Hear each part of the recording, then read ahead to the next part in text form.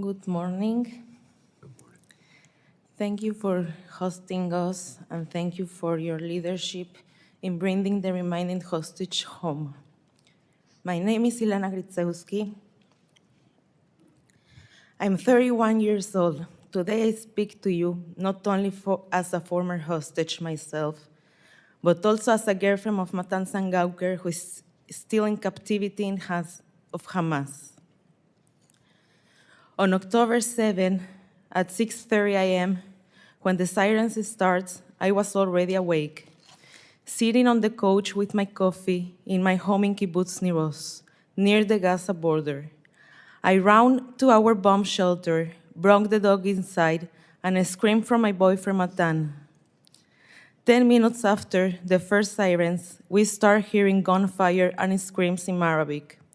The kibbutz groups chat were already filling with messages about terrorists breaking into homes, one by one. Eventually, our turn came. They broke into our home, shooting everywhere, smashing everything.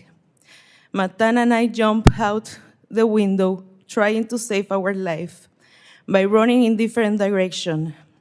I was so paralyzed by fear that I frozen and started hiding outside behind a cabinet.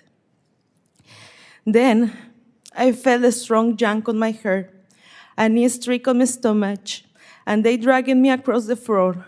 They threw me against a wall and gave me 7 guns, RPG, and grenades at me.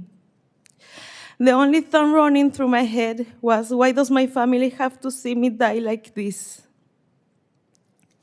After threats, beatings, and more dragging, they threw me into a motorcycle and put me a plastic hood over my head. I had no idea what happened to Matan. On the way to Gaza, they keep beating me because for them, I was a prize. They also start touching me everywhere, and at that point, on the motorcycle, I passed out. Physically and mentally, I couldn't handle it anymore. I guess my body preferred to shut down. I wake up in some ruined house, lying on rocks, surrounded by Hamás terrorists. I was suffering for a fractured jaw, a broken pelvis, ear damage for explosion, and a burning leg.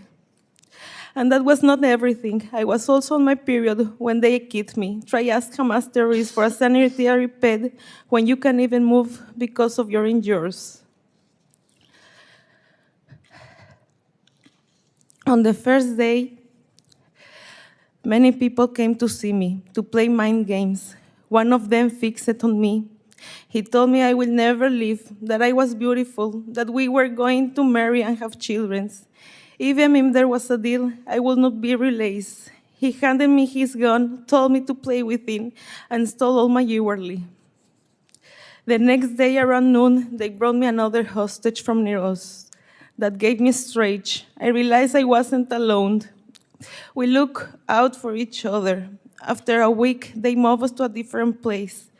I found myself walking through Gaza streets, holding the terrorist's hand if I were his wife.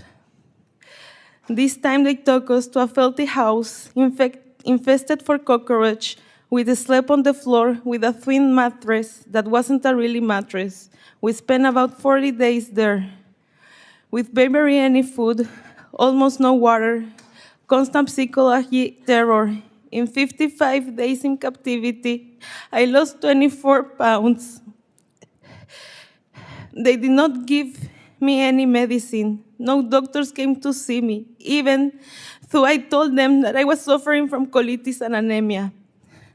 The terrorists detected everything, when we can speak, when we could go to the bathroom, when we could get up.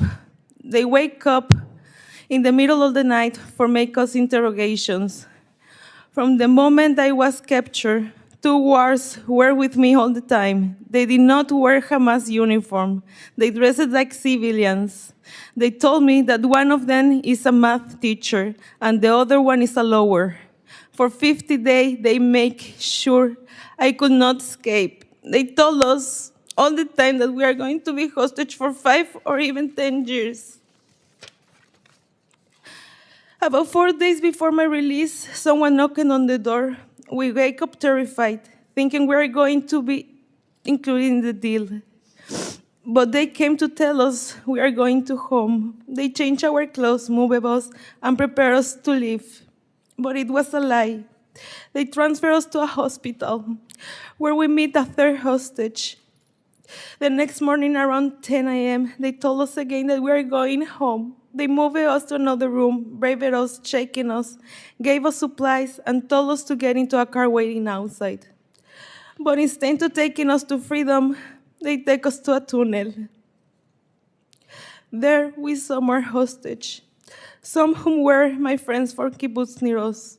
I saw Eitan Oren with David Cuño, there who still remain in hands on Hamás. I was only then in the tunnels, after more than 50 days, that I found out that my boyfriend Matan was also hostage. Just a short distance away, but I couldn't reach him. I begged the terrorists to let me see him, but they say later. The next day they told me I was leaving. I refused. I want to see Matan. I knew that if I would leave, my soul would be remaining in Gaza, but they didn't let me stay. So I left with a hole in my heart, promised my friends I will do everything in my power to bring them home. And now I'm keeping that promise. Please, help bring Matan home. President Trump is doing everything in his power to demand the release of all hostages. We are so grateful for that. Please stand behind me. Please leave all the hostages back home.